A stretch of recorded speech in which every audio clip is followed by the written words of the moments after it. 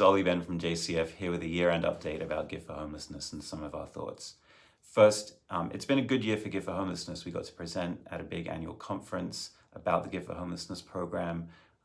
We received our first corporate sponsorship from Bristol Myers Squibb, hopefully the first of many, and we've received lots of continued support and new donors who really care about the impact they have with their philanthropic dollars to try and help solve this intractable problem in San Diego of homelessness.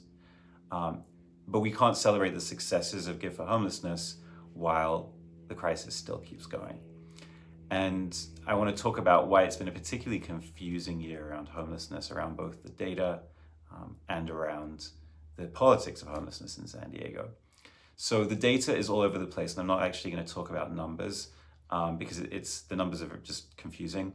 So I wanted to talk about it more in qualitative terms, which is that first, the number of people experiencing homelessness for the first time seems to have plateaued. So that is good news. The number's not growing, and that kind of makes sense because the economy is doing a little bit better, rents are coming down a little bit.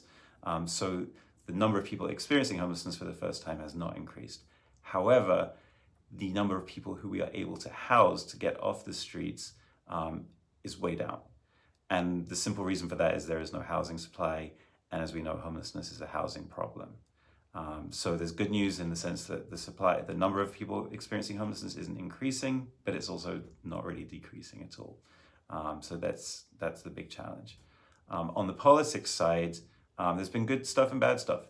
The good news is that San Diego just passed a recent housing ordinance that is very pro-growth.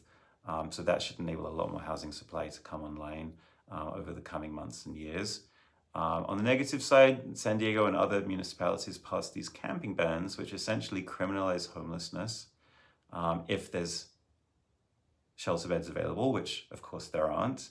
And it's really difficult to understand how these laws can be enforced. These camping bans can be enforced in a fair and equitable way, as we've talked about on several occasions before.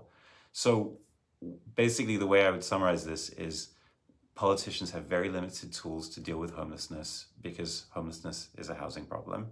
And so they're doing everything they can, both good and bad, to be seen to be combating homelessness. So we just have to kind of ride this wave until more supply of housing comes online.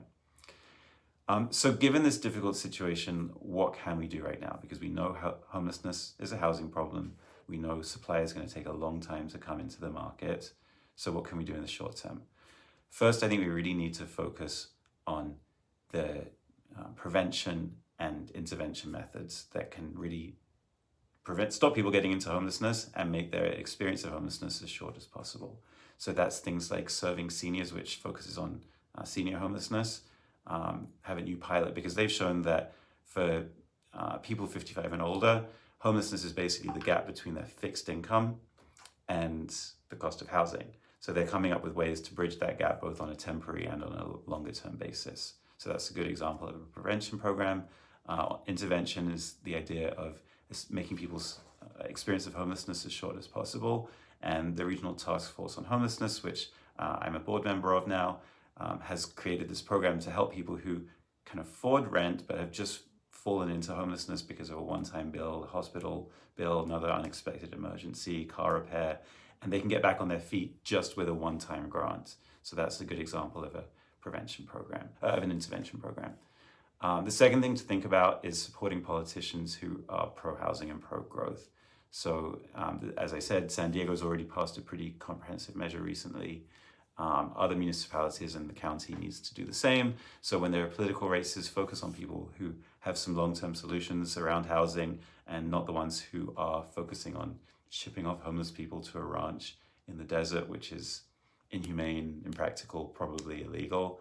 So really focusing on pro-growth, pro-housing. Finally, just continue to be involved, whether that's supporting giv4 Homelessness, whether that's supporting the nonprofits directly, just get involved. We're doing site visits, we're doing volunteer opportunities. If you want to do something really crazy, you can come with us on January 25th. It's a Thursday. We're going to get up super early in the morning and participate in the point in time count, where we literally do a census of all the people who are experiencing homelessness on the same night in San Diego to get an accurate count. It's a required step by HUD for federal dollars. And so just get more involved. So thank you for all of your support of the Give for Homelessness Fund, and thank you for everything you're doing to try and make a difference in San Diego. Happy holidays. Have a great new year.